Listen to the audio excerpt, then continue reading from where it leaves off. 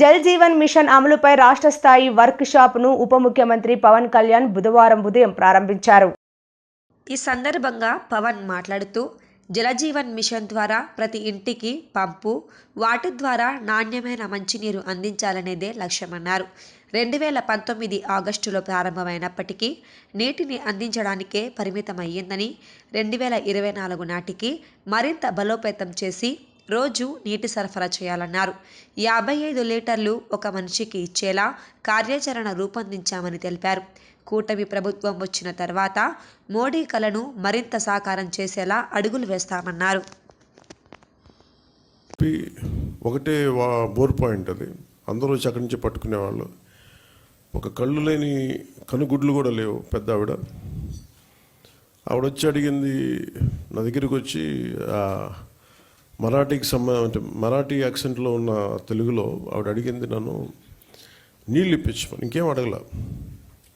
అంటే నీరు ఎంత కీలకమైందంటే, మనం ఒక భీష్మేకాదశి రోజున 24 గంటలు నీళ్లు తాకపోతే ఎంత దారుణంగా ఉండదో నిజంగా కష్టం పాటించే వాళ్ళకి తెలుసు, వ్రతాలు పాటించే వాళ్ళకి, దొరకని వాళ్ళకి.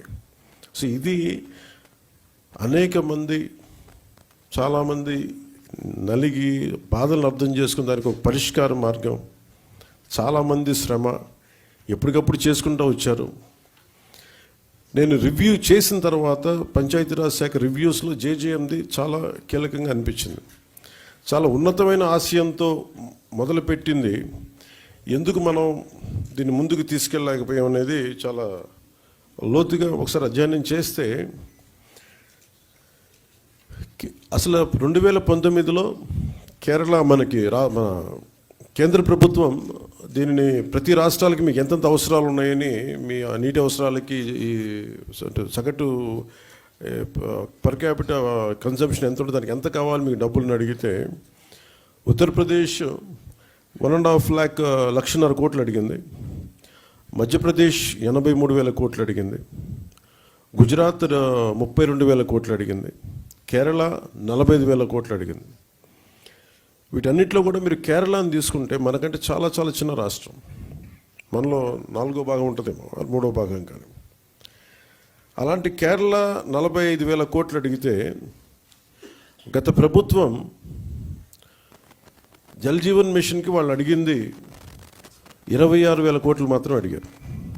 26,000 కోట్ల, ఇంకా ప్రిసైజ్గా చెప్పాలంటే 26,000 కోట్ల 823 26.8.23 crores 0.94 ఎగ్జాక్ట్గా అడిగింది.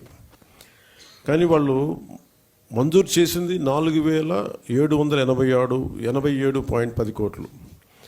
ఇది కూడా దేనికి అని అంటే, వీళ్ళు పూర్తిగా డబ్బులు ఇవ్వలేకపోయారు, స్టేట్ షేర్ ఇవ్వలేదు వీళ్ళు.